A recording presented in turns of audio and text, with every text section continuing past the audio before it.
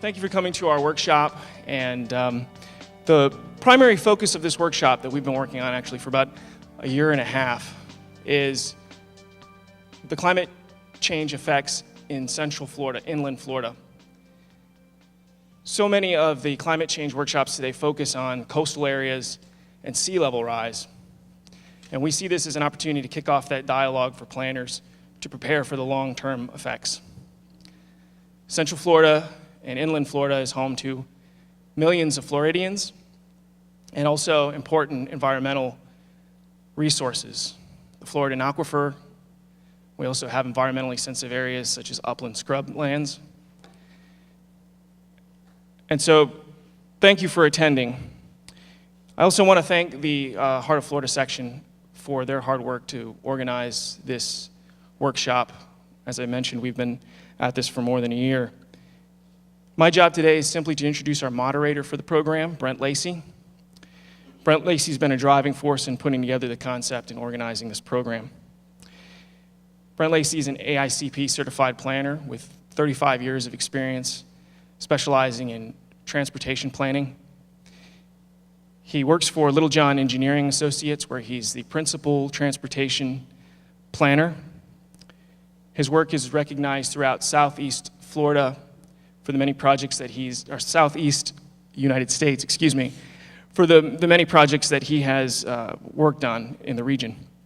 He's also served over the last 3 years as the Heart of Florida's legislative policy representative at the chapter's Legislative Policy Committee, and is also a member of the Florida chapter's Sustainability Committee. He's a graduate of Polk State College and received the award for the 2005 Institute of Traffic Engineers District 10 Transportation Professional of the Year. Let's give a big round of applause for our moderator, Brent Lacey. Anyway, it is pretty exciting to get this thing going. I think everybody would agree with Rick that the vast majority of work that we've seen, presentations and workshops around the state, have been focused on the aspect of climate change that relates to sea level rise. A lot of the coastal communities are planning and incorporating into their comprehensive plans procedures and steps and policies that will address that. But what we haven't seen, and this may in fact be one of the first, if not the first workshop that focuses on the central part of the state, and the cumulative effects and direct effects of what would happen with population influx, as well as not just sea level rise, but with the change in temperature, the change that we've been dealing with. Whether you believe it's man-made or not, I think it's pretty much a foregone conclusion that we're experiencing climate change, and this workshop is intended to inform, identify possible policy and procedures and planning steps that we should take. And that's why it's primarily exciting to me, because even though, as Rick said, I've worked all over the Southeast, the heart of Florida, Central Florida, is really where my heart is, and I think we need to be doing more than we are now to prepare for the eventualities that are going to come. Our grandchildren, their children and grandchildren, we need to be better prepared than I believe we are at this point in time.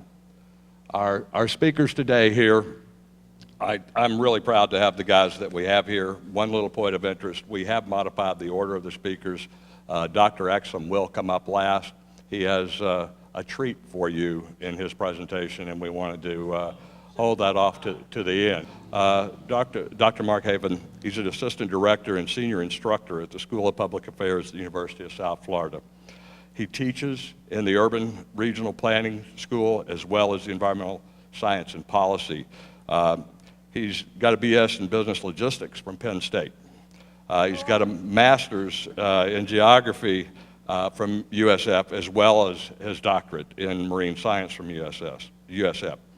His experience includes focus on land use, planning, and consulting, and he's developed a number of courses for the program at USF in environmental planning, urban environmental policy, which is something I hope he focuses on today to some extent. But it's all with an emphasis now on climate change. So we truly have one of our experts among us today making these presentations. The next speaker that we'll have up is not yet, but hopefully soon to be, someone with the PhD hung on the backside of his name. Scott is a student at the University of Florida. Yay, go Gators. He's focused of study in the fields of city and ecosystems and species and what's happening with the fragmentation of the species in sensitive areas. He's got a bachelor's degree in wildlife ecology and conservation planning and a master's in urban and regional planning. His focus right now is on the interaction between inland development and the functionality of ecosystems. So you're going to see a presentation that includes some real-world actual planning, a process that's been applied to identify the best location for development within large tracts of land that include sensitive ecosystems, and I'm excited to see that. I've actually seen a portion of that presentation by someone else, and it really is interesting what they're doing with technology to make those decisions. Roger Sims is a partner with Holland and Knight. Roger is known really throughout the state, around the country, for his expertise in water resource work. He actually chairs Holland and Knight's water resource team and practices also in the area of environmental and land use law. He's got more than 30 years experience in this. I think he's going to bring us some information on the challenges that we're facing with development, permitting, and such. He's authored numerous publications. I could go on laundry list, and as a lot of you've seen, an attorney's resume, his bio is 6 pages long. So I am going to cut it a little bit short, Roger. But anyway, some of the things that you need to know about him is he's been elected, however they do that, to the Best Lawyers in America Guild, the Chambers USA, America's Leading Business Lawyers, as well as the Florida Legal Elite Hall of Fame. So Roger is an expert. He's got great credentials. And I think it's going to be very exciting because his focus is going to be on water resources, something that I know everyone in this room thinks is an extremely important issue for us here in Central Florida. Won't say too much more about Jay. Won't repeat the statement about Tennessee losing after having a 9-point lead in the fourth quarter in the game last weekend, and however many weekends it were before. But anyway, to go on, Jay does have his PhDs in wildlife ecology from Auburn. He's been practicing almost as long as I have, and we won't say how many years that is. He works for public and private clients, and his focus has been on threatened and endangered species, wetlands ecology and mitigation, and large-scale, regional-scale conservation planning.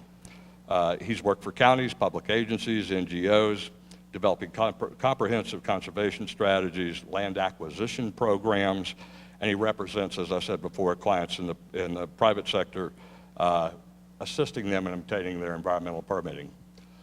So with that, one more little, I guess, logistics issue. We are going to let each speaker make their presentation. We'll have a short period of time after each of the presentations for Q&A, so do take notes and do ask questions. This is a relatively elite group of people, and I don't think there's anything that they can't respond or help you with if you have those questions, so take advantage of that. And then at the end of all the presentations today, we're going to have an interactive session that Jay will lead as part of his presentation, but there has been some time reserved for just a general roundtable discussion. You may find that you'll have some of the speakers asking you questions based on the positions and the planning responsibilities that you hold. So with that, I will invite Mark to come up and get us started with his presentation. I appreciate your attendance, and again, make sure that you've got your questions lined up for these guys at the appropriate time. Thank you. Thank you, Mark.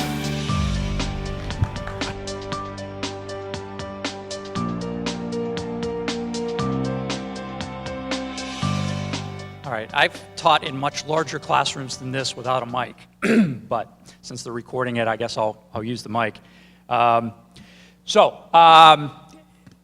to all of you here. Everybody, when I first got here, everybody asked me, did you have a hard time finding the place? And I was like, really? I just typed in E-I-E-I-O in MapQuest, and up came Bartow. So, tough audience. Anyway, this is a part of Florida that a lot of people forget. And I was really happy that the Heart of Florida chapter asked me, or section asked me to come and talk, because as Brent said, a lot of my focus is on coastal areas. I teach a course on environmental and planning issues in coastal communities, and it's an extremely popular course. I get people from the Global Sustainability Program and from the Environmental Engineering Program and Environmental Science and Policy and Urban Planning, because everybody, who's living in a coastal area is concerned with those issues, and of course, sea level rise is one of those things. Obviously, if sea level rise becomes an issue here, we've got bigger things to worry about than the stuff that we're going to be talking about. But the heart of Florida is a unique place, and I think what I want to do is talk about that and emphasize that and get a little bit of your feedback on those things that you think are going to be important for this section of the state. So, all right, there we go. All right, so as I said, Florida has some pretty broad climate challenges that it's going to face, not all of which are going to be relevant here. Obviously, the first one is sea level rise, and that is an actual picture from Miami on what they call sunny day flooding. All right, the sea level has risen and land has subsided, and now they get flooding in areas on a regular basis that they didn't used to. I mean, it doesn't take any particular storm or anything like that. And in fact, today, if you didn't know, is King Tide Day, and they're expecting massive flooding in the lower lying areas of Miami today, because this is just a super astronomical high tide for this time of year, and they're kind of prepared for it, and they're doing a lot to try to prepare for it. And so certainly with its coastline and its development along the coast, Florida has this as a major issue that they have to deal with. Water resources, and water resources throughout the state. And, one of the great things about Florida, and you'd be surprised at how poorly water is managed in other states. We do have the water management districts, and they do a really good job of managing our water resources. But in the framework of climate change, we've got a whole nother set of issues that are going to come up that are going to put some weight on our planning abilities to make sure that water resources are distributed kind of equitably. Hazards, storms, floods, fires, all the horrible things that can happen around here. That picture right there is my neighborhood. I live in the Hyde Park neighborhood in Tampa, right a couple blocks from Bayshore Boulevard. That is Bayshore Boulevard, underwater there. That is the Davis Islands Bridge, which is the one and only way to get to Davis Islands, which is where Tampa General Hospital is, which is the region's major trauma center. So a little bit poor planning there. Not such a great place. And we don't know what climate change is going to do to things like tropical storms. Some models predict that storms are going to be less frequent but more intense. Other ones say they're going to be, more frequent and more intense, but they're going to miss Florida. We don't know what's going to happen. But we already have challenges related to tropical storms and hurricanes that we are already going to need to, that we need to plan for. Why not plan for a worst case scenario? The ecological impacts, and we're going to get a lot about that today from a couple of our other speakers. The Florida's ecosystems are unique. They are also highly stressed because of development pressures, and adding climate change to that mix is going to make it even more of a challenge. And then, of course, you put all that together, and we have economic impacts. And obviously, we're really concerned with that. We were a state that was just pummeled by the last economic downturn. And so we're trying to change our economy, build our economy, make it a little bit stronger, make it more resilient to these downturns. And in order to do that, we're going to have to base our economy on some things that are going to be less susceptible, or at least more easily bounced back from within this framework of climate change. We have a tourism economy, we have a service sector economy, but there are other things that we can do, and we have an agricultural economy. And all of these things can be greatly impacted by the impacts of climate change. So the heart of Florida, though, has some really unique challenges, I think, and ones that I think a lot of you are going to be familiar with. From a sort of overall grand scheme of things, this is an area of Florida that I think is going to see a lot of growth. And as a result of that, you're going to have to be working on balancing that growth with preserving what is really a very charming section of Florida. And trying to promote economic development and trying to promote urban development, and in a way that does not negatively impact the surrounding ecosystems, which are also part of the charm of Central Florida. And I will, beat the drum on wetlands multiple times during this presentation. I teach a course in wetland environments, and I know wetland science and policy really well, and I know that wetlands are a really key factor in all of Florida, and it's going to be particularly a factor here in the central part of Florida. Fires and urban heat islands are going to be a major issue here. While we don't have to worry about sea level rise in Central Florida, we do have to worry about what's going to happen with fires.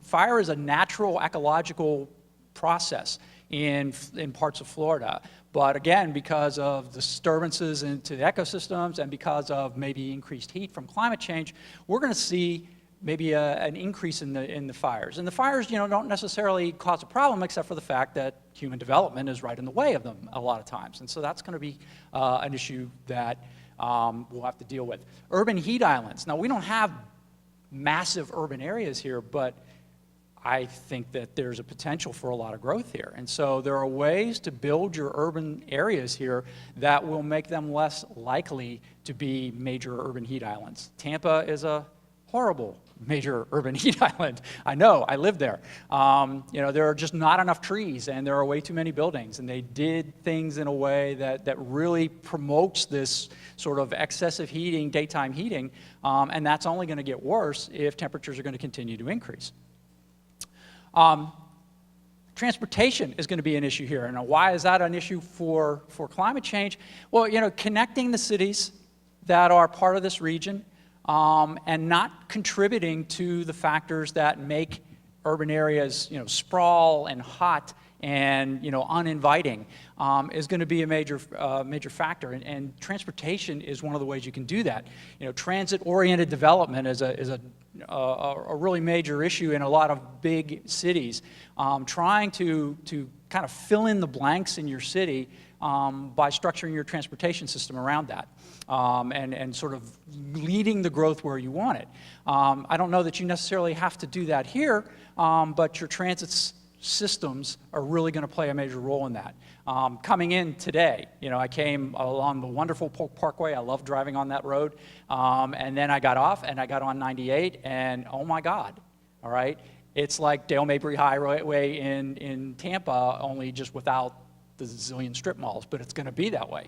They're widening the highway. It's obviously a major artery. There are tons and tons of cars on there, and connecting Lakeland to Bartow. So, wow, that's an area there where you have some options, and you don't have a lot of things entrenched yet.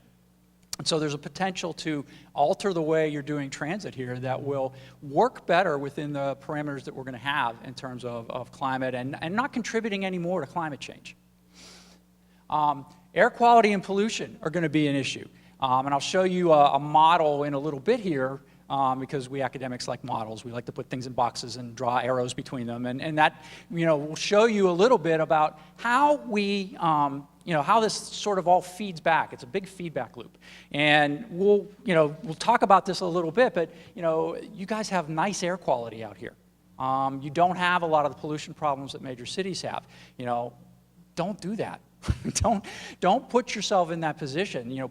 I moved to Florida in 1986, and I moved here from St. Louis. And one of the reasons that basically I quit my job with a great big company in St. Louis to move to the Tampa Bay area, and the reason was, one of the major reasons was air quality. The air quality at that time in the Tampa Bay region was way better than in St. Louis. St. Louis is a very industrial city, lots of allergens, lots of pollutants, and I grew up in Pittsburgh. So if I thought it was bad in St. Louis, it must have been pretty bad. So I came down here and the air quality was great, but over the 25 years, well, how long have I lived here? 29, 28, something like that. Long time. Years that I've lived here, the air quality has really declined. We're within the EPA standards most of the time, but it's really not as nice as it used to be. And so in this area here, again, you have the opportunity to sort of maintain the quality of life that you enjoy out here, keeping the air quality clean. Now, this is actually a forest fire. And this obviously puts a lot of pollutants into the atmosphere, a lot of dust and other stuff like that. And so that is also going to be part of the climate change equation. Preserving biodiversity. We're learning now how important it is for us as humans and in the humanly built environment to coexist better with the natural environment. And preserving biodiversity is not just a nice idea. We as a species are very dependent on the biodiversity of nature. And, if we let that go, we're going to run out of things to eat and places to live and materials for for the things that we need. I'm reminded of that really, really awful movie from the 70s, Soylent Green. Where, they were so concerned about population growth and, population just exploded around the planet and there just was no more food left. There was no land left for food. And so they were, here's a spoiler alert if you haven't seen it, basically they were taking dead people and grinding them up and making them into little wafers that you ate.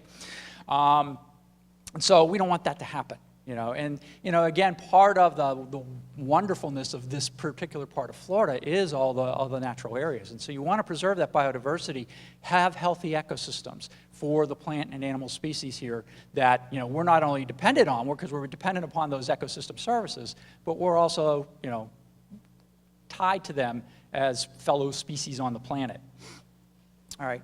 And then, here within this, whoops. I just touched something. I hope I didn't turn it off.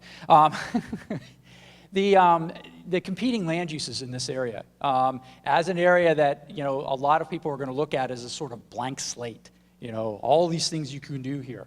And so you've got primary sector industries like agriculture and mining. You've got secondary things like construction and manufacturing, and then you have retail and services and recreation. And all of these things are going to be competing for land. And some of that land is land that we might want to preserve rather than develop. And if we decide to do that, well, that makes the land that is left over even more dear and more expensive. And so it's going to be really important to sort of wisely choose the way that we decide to develop that land.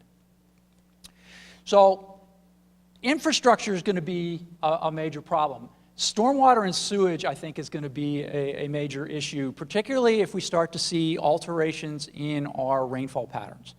Some of the climate models that I've seen have said that, that Central Florida is going to start to become much more like South Florida, more of a tropical savanna type of climate, which means we're going to have a bigger difference between our wet season and our dry season. Our wet seasons will get wetter, our dry seasons will get drier. And that wet season getting wetter is going to mean more intense thunderstorms, larger amounts of precipitation in the summer. Is our stormwater infrastructure ready to handle that? And if it's not, then we have to start thinking about what that might look like later on. Solid waste disposal, also an issue. And within the framework of climate change, as temperatures increase, as rainfall patterns change, we may find ourselves in a situation where we want to change the way we deal with solid waste. Do we put it in a landfill? Do we incinerate it in waste to energy? Do we recycle more? Do we separate this stuff? What do we do? The amount of the emissions from landfills are temperature dependent. And so if temperatures go up, the emissions in landfills are going to go up too. And a lot of those emissions are greenhouse gases, things like methane and carbon dioxide. Power generation is going to become really important. How are we going to supply the needs, particularly electricity, in a growing portion of the state? What are we going to do that? Do we depend on burning fossil fuels? Do we switch to alternative energy sources? Are there other ways that we can go about this that will be, more resilient to climate and less susceptible to things like tropical storms, et cetera? I have my students in my classes, bless their little hearts, they're such idealists, and they think that we can convert the entire state to solar power tomorrow, and they're ready to do that. And they don't realize that a cloudy day means that you don't get as much sunlight, and you can't necessarily run a city on solar power. But they're prepared to do it. They're ready to do it. They're ready to convert all our buses to solar. All our houses, all that kind of stuff. And maybe that is the way to go. Wind power isn't going to work here.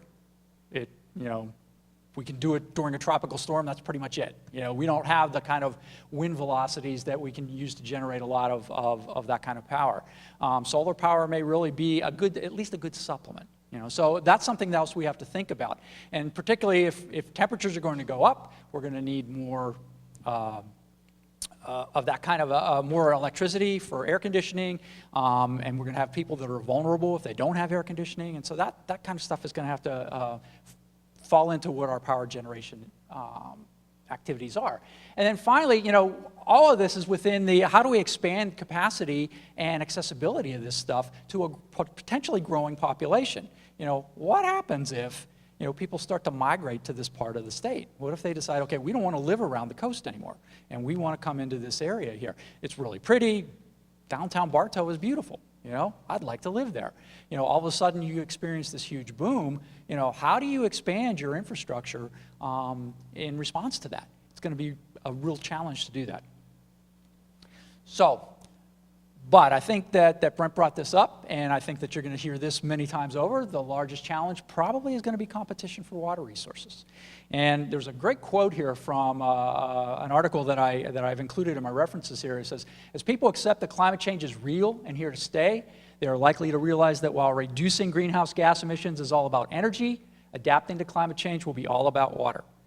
Right? In courses that we teach, in our curriculum on global conservation and sustainability and all that stuff, one of the major issues that comes up is water. And the course that I'm teaching this semester on urban environmental policy, we've just spent a couple of weeks just talking about water issues, competition for water, ways that you supply water. And obviously this is going to become more of a critical issue here with population growth and with competition for the water resources that you already have. So, you know, here's kind of the heart of Florida area there, and you're definitely going to see competition for water resources move in from the coast, because this area here, Southwest Florida Water Management District, has already declared this a water use caution area, a WUCA. All right, why? Because excessive pumping from those areas draws salt water in from the coast. Well, if, you know, sea levels are rising, salt water is already encroaching from the coast. And then if we start drawing even more water in, then even more salt water encroaches from the coast, which means that all your friends here in Bradenton and southern Hillsborough County here are going to need their water from somewhere else. And where are they going to look? They're going to look right here. Okay? And so the Peace River and the Floridan Aquifer and, you know, the parts of water resources that you already have that are untouched, they're going to want a piece of. Now, I moved to Tampa Bay region. I lived in St. Pete first during the water wars, when, you know, Pinellas County was basically, you know, had a giant straw up into Pasco and Hernando counties and was sucking their water dry because they don't have any of their own water resources. And meanwhile, you know, wetlands were drying up and water was becoming scarce, and there was all this environmental damage in Pasco and Hernando counties because of the drawdown. And so they ended up forming Tampa Bay Water. You know, and Tampa Bay, you know, the state did this as a way to sort of regulate water use in the area. So in addition to the water management districts, Tampa Bay Water now is the major water use utility, and they make sure that all of their constituent members, all the cities and all the counties, have adequate water resources. They plan further out. I've been on their long-term planning committee and their technical advisory committee, because they're always looking at, okay, what's our population growth going to look like, and how much water are we going to need in the future, and where are we going to get it?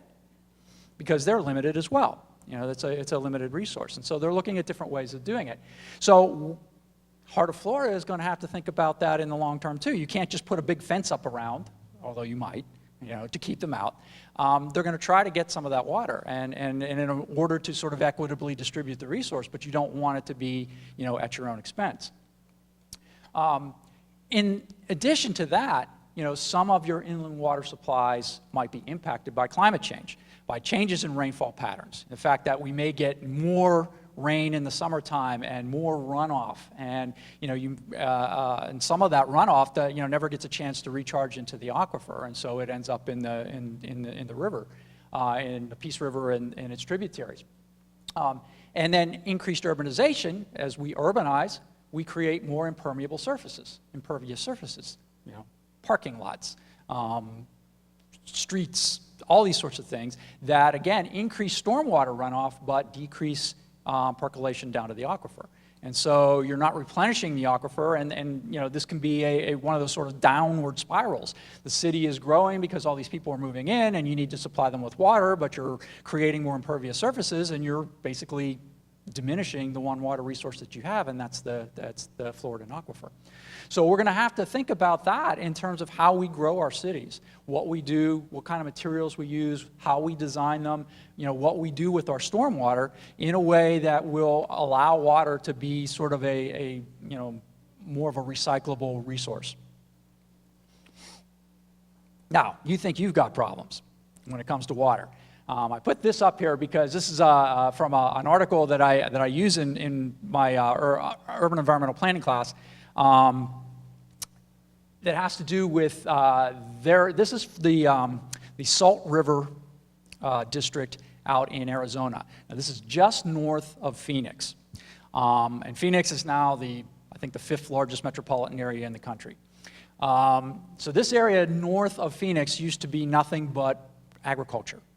All right, and so they were pumping water out of their aquifer and storing water in reservoirs during their very, very short rainy season to store that to use for agriculture. And all of their water policies in this district were based on agriculture. Well, it's hardly any agriculture there anymore. It's all grown up. It's been suburbanized for the most part. And so the way they were managing their water has completely had to change. And so they have to look at all this stuff. And they have been this article was from 2009, and they had just experienced the 2nd year of a major drought. Well, it's now 2014, and they're still in that drought. And so they've got to look at the National Weather Service outlook, the drought outlook, the drought monitor. This stuff is you can get off the USDA's website. The synoptic scale patterns, in other words, when are the clouds moving in, when are the rains going to come? They have in the desert down there, they have what they call dry summer and wet summer. And so there's a brief period of time where they actually get some pretty substantial rain, and they've got to find ways to kind of collect that and use it and not let it become just runoff. Then they have to filter in their water demand and their reservoir storage and their groundwater and all this stuff, and then they do all that, to determine the allocation, how much water they allow for agriculture, for residential use, for industrial use, for recreational use. And this is a really complicated process for them, and all you have to do is throw in these historic droughts, and they've got problems. What they determined is that a very small fluctuation in the length of time of those droughts is the difference between having enough water resources from year to year and completely running out of water. If they cannot fill that reservoir every year, they are doomed. And what they used to do when it was all agriculture is they would empty the reservoir at the end of the year in anticipation of the rainy season so that they could collect all the water from the rainy season the next year. That's like killing all the deer in your forest now, and waiting for them to come back next year. And that doesn't happen. And so now they're having to really rethink this. Do we want to drain the reservoir? Why don't we build another reservoir? These are the sorts of things that they have to do to manage their water, and they've got to think about this long term. If droughts are going to become more frequent, more intense, last longer, you've got this major metropolitan area down there that is seriously in need of extra water resources. And of course they all want to draw it out of the Colorado River. Well, get in line. Most of that water from the Colorado River is going to California. And so they've already cut back, because of the drought, they've already cut back Nevada's and Arizona's allocation from the Colorado River so that it all can still go to California. I think there's a little resentment out there over that. And New Mexico hasn't even taken its allocation from the Colorado River yet. What happens when they chime in and say, we want ours? That's going to be a bad scene.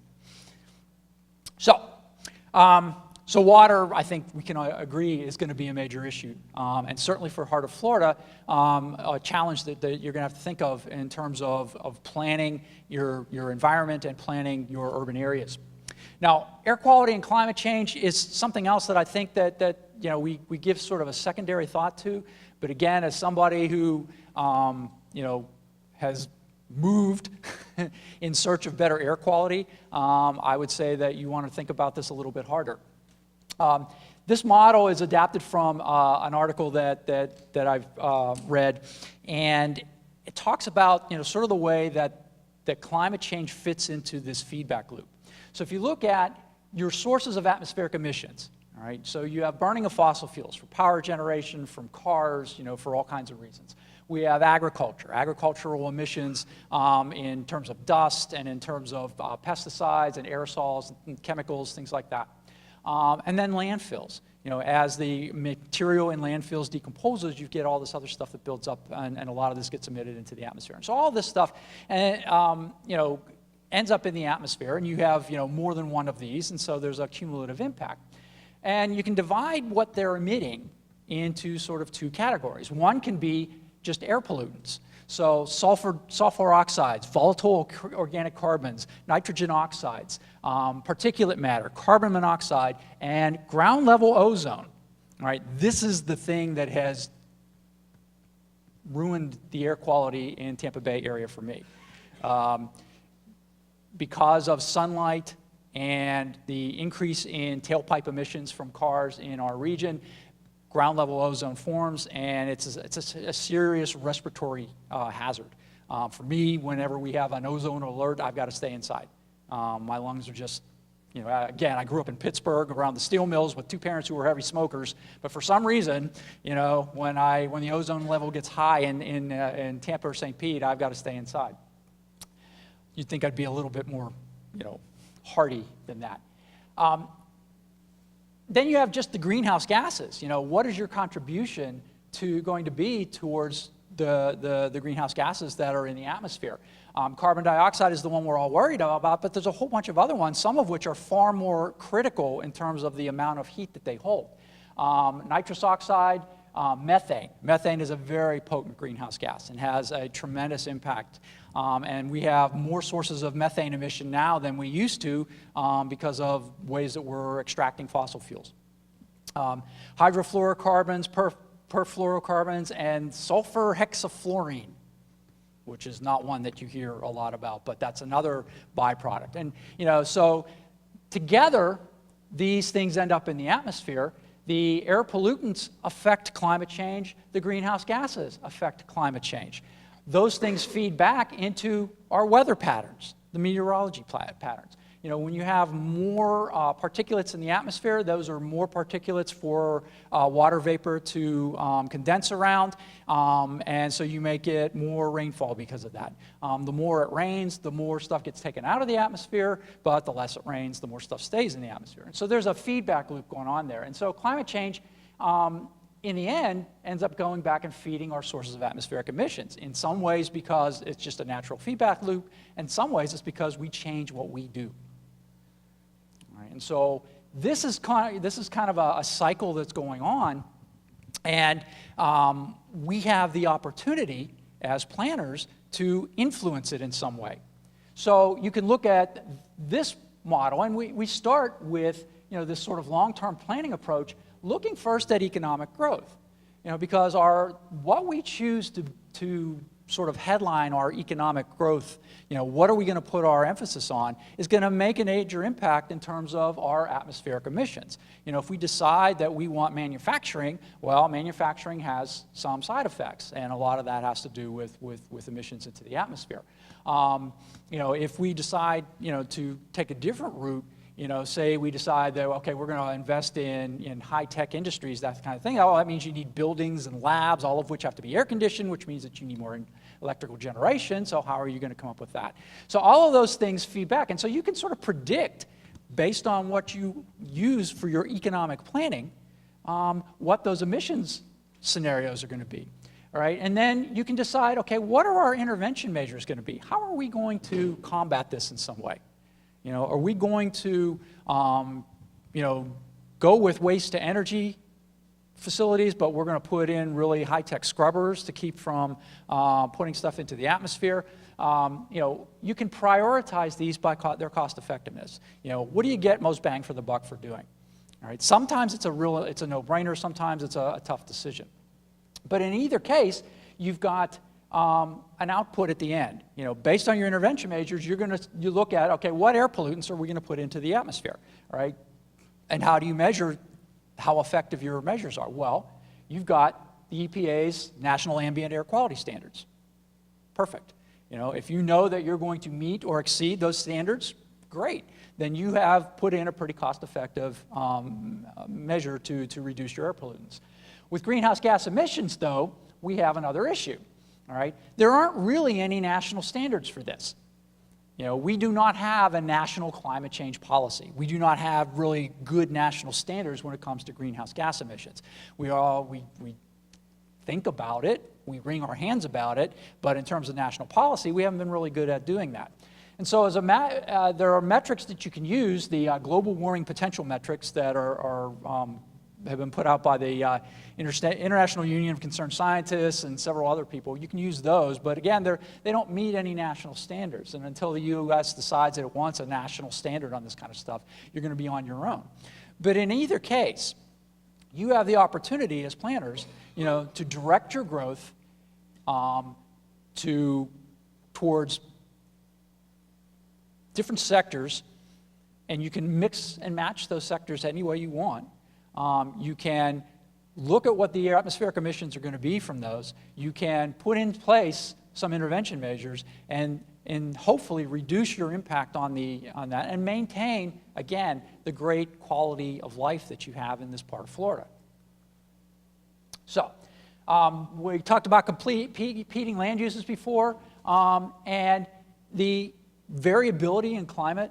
You know, we may see more erratic climate. We may see, again, higher temperatures, changes in rainfall patterns, all that kind of stuff. And when you look at it, you can start to look at, okay, look at by economic sector. All right, so when you're talking about the primary economic sector, you're talking about agriculture, you're talking about mining, other extractive type of industries. And I show an example here. This is down in on the border between Collier, Lee, and Hendry counties. And this is a rock and gravel quarry mining area there. And they were looking at expanding it. And you know, they wanted to know what the impact would be on the surrounding area, particularly with regard to water resources. And so they were very concerned about the impact that it would have on adjacent wetlands and how those wetlands could maybe play a role in it. And the end result was embrace your wetlands. Okay, love your wetlands. Go out and give a great big hug and kiss to your wetlands, because your wetlands are really going to be, of all the ecosystems that are available in Florida, I think that they are the most critical. And with regard to this, you know, those being able to maintain those wetlands, being able to utilize those wetlands as in a mitigative sense, will reduce the impacts of the mining on water resources, on the water table, on groundwater recharge, all that kind of stuff. And so you can still have this particular type of activity without, without the environmental damage.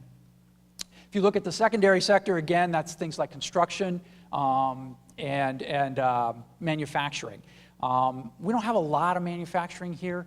I haven't driven past this in a long time. There used to be an Owens, Illinois glass plant, like near Lakeland. Is that it's dead? Okay. I used to work in the glass container industry. Cycling in there. Okay, cool. All right. So, I mean, now, glass container manufacturing was a really dirty industry. I used to work for Anchor Glass Container Corp. And so, you know, you've got all these raw materials you're bringing in there, and you're heating things to high temperatures, and so there's all this thermal pollution and emissions and all that other kind of stuff like that. There's not a lot of that here, but even things like agricultural processing fall into this. And so there are ways to, you know, looking at those and looking at the impact that they have on air quality would be something that would be worth looking at. You look at the tertiary sector, the service sector, retail, businesses, you know, that kind of stuff. They don't necessarily have to have as negative an impact on the environment as we have in the past. Some of our past practices have made them really negative. You know, we think we can build an enormous shopping center with a great big impervious parking lot and stick a couple of water retention areas in there, and we're golden. And it doesn't work that way. You know, so there are ways to try to look at this in a new way and plan these things in a different way. And then new sectors, you know. Isn't Lakeland part of this high-tech corridor that's supposed to extend from Tampa Bay all the way over to Daytona, I guess? And you've got, educational institutions, and you've got the highway infrastructure. You've got a lot of the stuff in place to sort of promote that growth. Well, what are the impacts going to be? And how do you fit them in within this sort of larger impact of climate change that is going to affect your temperatures, your water resources, and everything else that you do here? All right.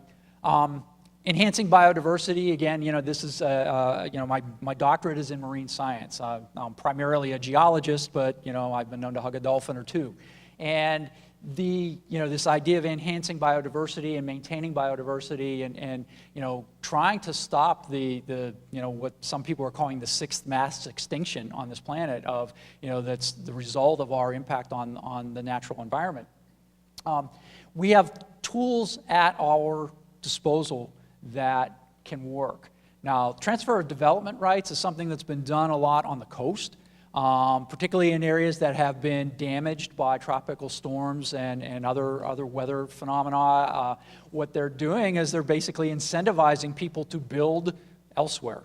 You've got right to develop in this area. We will pay you to develop over here instead and keep stuff out of harm's way and put things into places where you do not have to negatively impact the environment, because you have to put this into the perspective of the sort of economic analysis.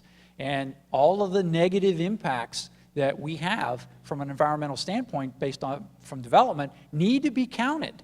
We need to include those in our calculations. It's not just a matter of we're going to get this much tax revenue and the environment be damned. That's not the way it works. Public-private partnerships, and we are in the process right now in my department of hiring a new faculty member.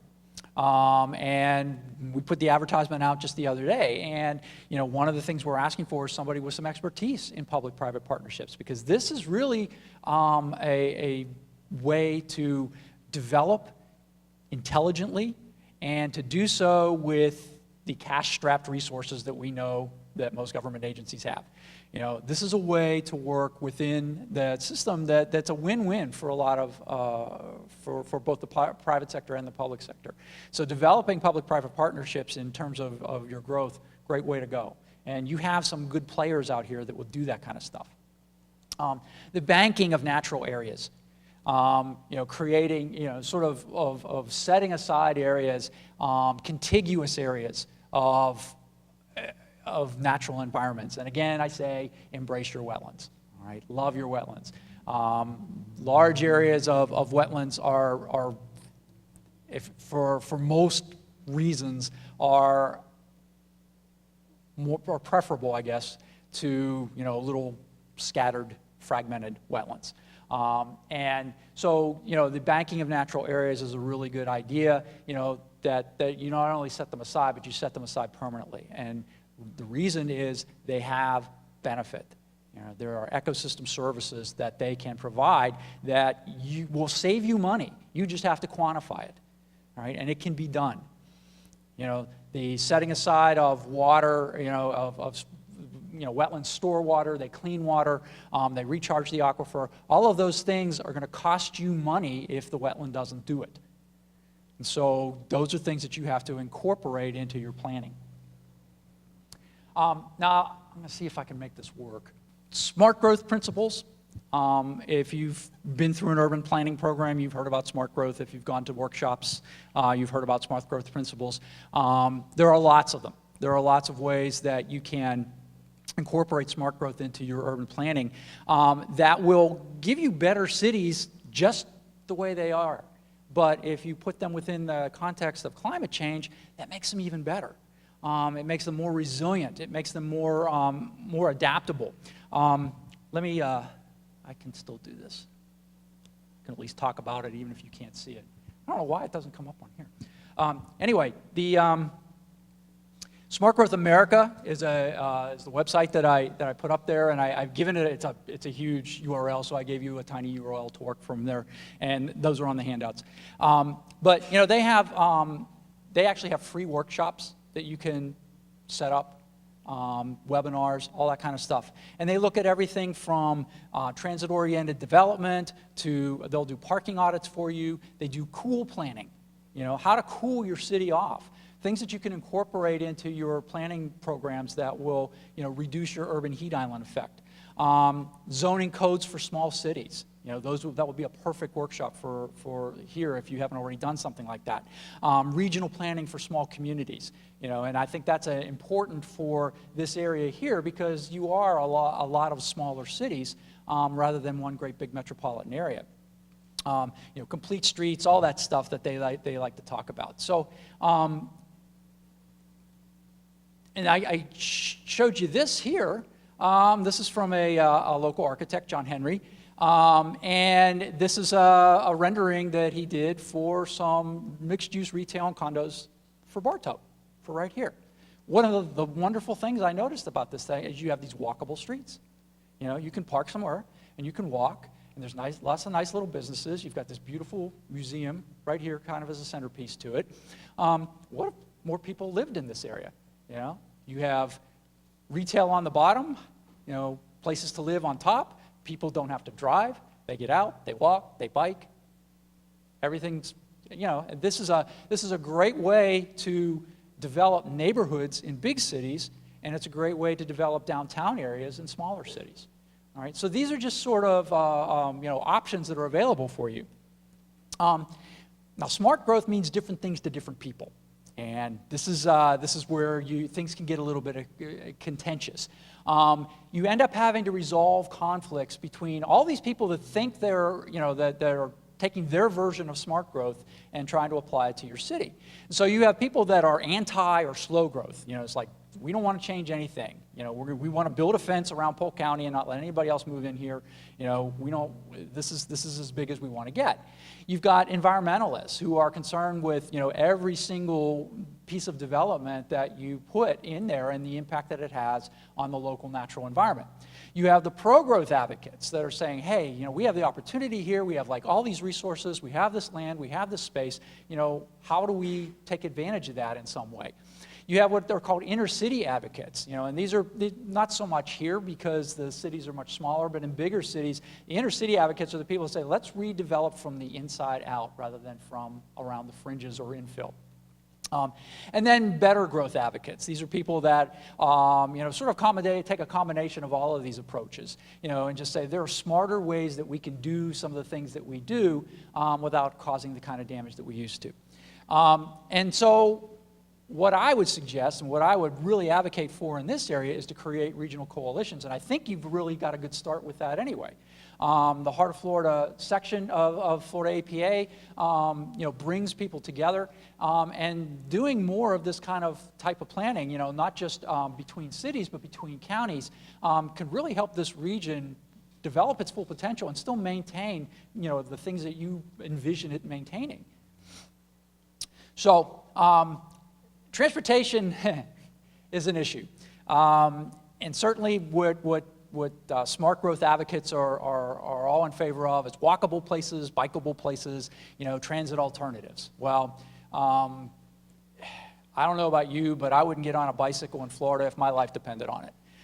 They have, in Tampa, they have put bike lanes on all of these streets that are like 6 lanes across, and some of our students bike at their own peril, on Fowler Avenue in Tampa, which is just a major thoroughfare. And I applaud them and I fear for them, And Florida leads the country in deaths, from pedestrian deaths and bicycle deaths. We really aren't, you can't just stick a bike lane on a road and expect it to solve the problem. But making places walkable, bikeable, providing transit alternatives, certainly in the Tampa Bay region, we need a better regional transit system. But what we have is this patchwork. We have Heartline, and we have PSTA, and we have, Pasco has its own, and Manatee has its own. We need a regional coalition. And so looking at transit from a sort of regional perspective is a better way of approaching that for a big city. Here, but I couldn't help thinking, getting off the Polk Parkway, getting on 98, coming down here, seeing how they're expanding that, why don't they have bus rapid transit? BRT lanes. Approaching sustainable transportation, and again, sustainable means different things to different people. But I look at it, I love to travel to big cities. My favorite cities to go to are places like Seattle and Toronto, New York, Boston, San Francisco. I love big cities. And one of the things that they all have in common is they have tremendously wonderful transit systems. Not just subways, Seattle has this, now of course Seattle has the luxury of hydroelectric power, but they have this wonderful electric bus system. The buses run on the surface, with overhead guidelines, and in the downtown area of Seattle, you can ride them for free, How cool is that? Yeah. And I know how to navigate the subway system in Toronto and in New York and in Boston. It's terrific. But sustainable transportation doesn't have to be rail. We have a fixation on that, and I certainly love rail, but we don't have to have it that way. But when you come up with a sustainable transit system that promotes walkability, promotes bikeability, promotes transit alternatives, you reduce pollution. So you're reducing those pollutants into the atmosphere, you're reducing those greenhouse gas emissions in the atmosphere. You're reducing your urban heat islands. Instead of having 1,000 cars on the road, you have half a dozen buses or something like that. That's a lot less heat. You improve your disaster resilience. If people have access to transit alternatives and things are walkable and they're bikeable, well, when a storm comes through and you lose your power, you still have a way of getting around. You still have a way of getting to vital services, going to get food, getting to the hospital, that kind of thing. So in addition to that, I would strongly recommend focusing on green infrastructure. And this, again, is a link that you won't be able to see, so I won't bother going with it. But the American Society of Landscape Architects, this is just a page that they have on green infrastructure. And this picture here is actually a city in China, where, again, the cities in China are just exploding in growth, but they're coming to the realization very quickly that some of the things that they're doing are really damaging the environment and it's not very sustainable, and so they're starting to incorporate more green infrastructure into their cities. So having wetlands, having urban forests, having all sorts of ecosystem services that essentially do the job for you rather than you having to build human infrastructure is a good way to build a sustainable city, a city that can bounce back from disasters, that will be able to work with the gradual encroachment of climate change. And that's, and that's the other thing to think about with climate change. This is not something that's going to happen tomorrow. We're seeing some of the impacts. The impacts are going to grow more intense over time, but we have time to do it. We have the planning horizons that we work in to utilize. And so there's no reason to panic that you're behind on this, but, we have to start soon. But again, I encourage you to embrace your wetlands. All right, when it comes to green infrastructure, particularly in Florida, nothing beats a wetland. I'm sorry, they just do wonderful things. So, this is the Hillsborough River near the University of South Florida, and there's a wonderful riparian wetland along the edges there, cypress swamp, red maple trees, buttonbush, all kinds of Carolina willow, all kinds of neat stuff in there. I take my students over there, I have them identify the plants, they look at the adaptations that the plants have to that environment, and they look at how this sort of sits in the bigger landscape and how that wetland actually can provide benefits to the people living downstream of the river. So in terms of, takeaway points from me, one thing I would, and I think you probably already do this, but I would encourage you to do it more, is convene all your stakeholders. All right, come together as a region, employ what's called joint fact-finding. Get all your stakeholders at the table, have them all contribute to the greater fact-finding that you're doing.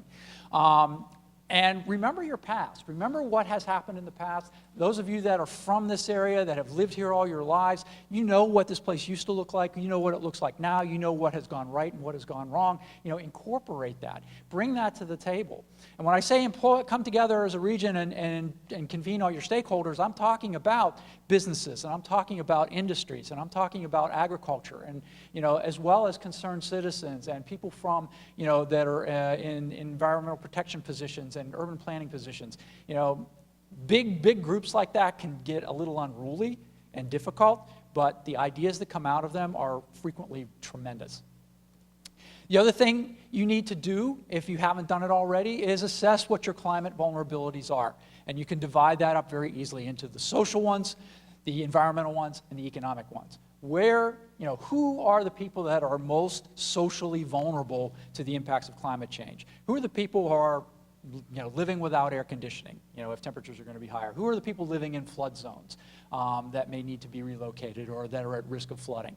What are the environmental consequences? What are going to be the environmental impacts? Which ecosystems that you have a strong connection to are the ones that are going to be most vulnerable? What about economic vulnerability? We have to include that as well. We've seen the decline of the citrus industry in this part of the state.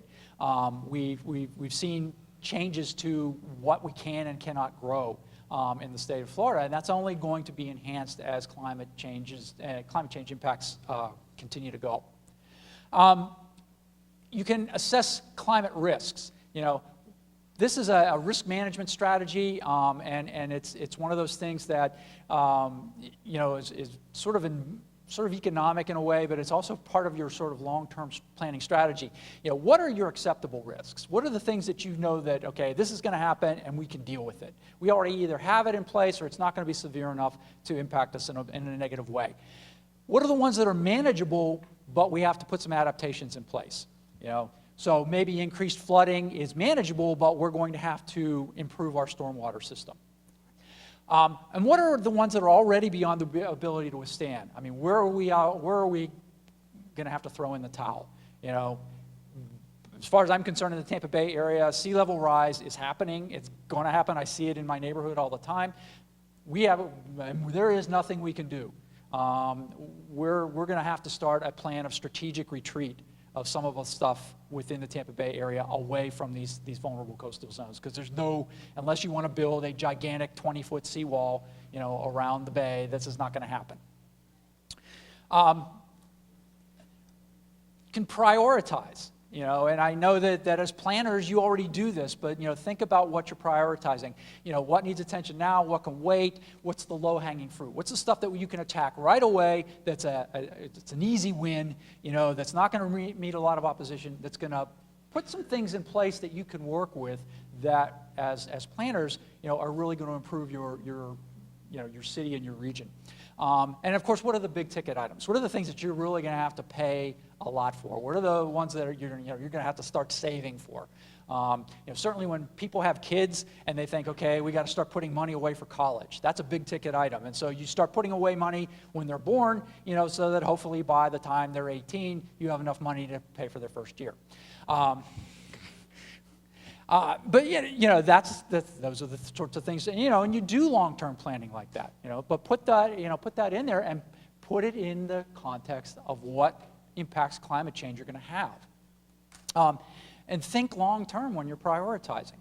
I hear this over and over again. I hear this in my classes. I hear this when I go to workshops and on committees that I sit in, is that so much of what we do is tied to election cycles. Everything we do is within 4 to 8 year time slices because, the people that are in power, that's all they really care about. But the people in this room are different.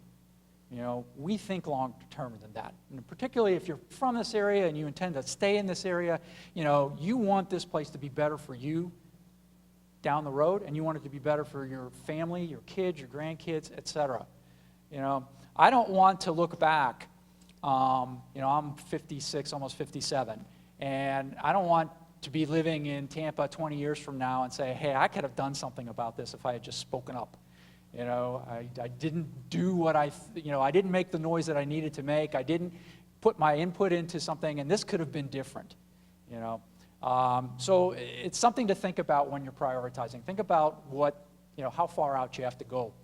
And then in this realm, you have to build what they call adaptive capacity. Things that make your city more flexible. More able to, if you put something in place that can withstand not only the current conditions but the future conditions, well, then you've built adaptive capacity. All you have to do is think about what that is going to be in the future. And it doesn't necessarily have to be more expensive. It just has to be different than what you would normally do. And you have to look at this from the standpoint of the social, the environmental, and the economic. All right, so it's not just the built environment. So and be creative, right? And what works here? You know, I remember when I first moved to Tampa Bay, there was a popular bumper sticker that said, "We don't give a damn how you did it up north." And I was like, well, that's kind of mean, you know. But after living here for a while, I realized that, yeah, we don't, because it doesn't necessarily work here. You know, what worked in New York or Pennsylvania or Ohio isn't necessarily going to work in Florida, you know. So you have experience here, and you know what will work here, you know, so utilize that. And don't reinvent the wheel, because there are tons and tons of resources out there, and I would highly suggest that you connect to the University of Sun and Fun, because our urban planning program is growing, and we have a lot of expertise, and we are more than willing to work with anybody who will listen to us. All right, but UCF also has a strong new urban planning program. FAU has one of the more established urban planning programs out there, and those people have expertise. All right, and be courageous. All right, say it with me now: global warming, climate change. We cannot be afraid to have these conversations because we think we're going to upset somebody. All right. Again, I don't want to feel in my elderly years that I should have spoken up more about this stuff, as I see the changes coming to bear and nothing's been done about it.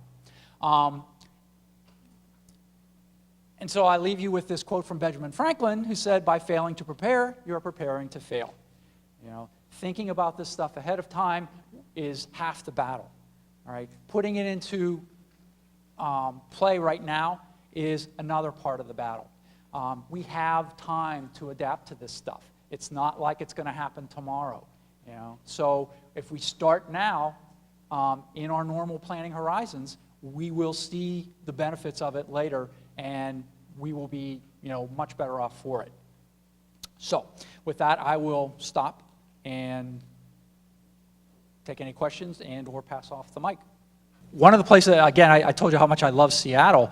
Of all the places you would think you wouldn't have to worry about heat islands and things like that is Seattle, but green roofs are a big thing out there. If you get up into the Space Needle and you look around the downtown area there in Seattle, all the parking garages have green roofs, buildings have green roofs, there's vertical greenery stuff on the sides of buildings. So you can still have that compact development, you can still have that density, but there are ways of incorporating the green into your actual buildings that provide that green space and provide that cooling.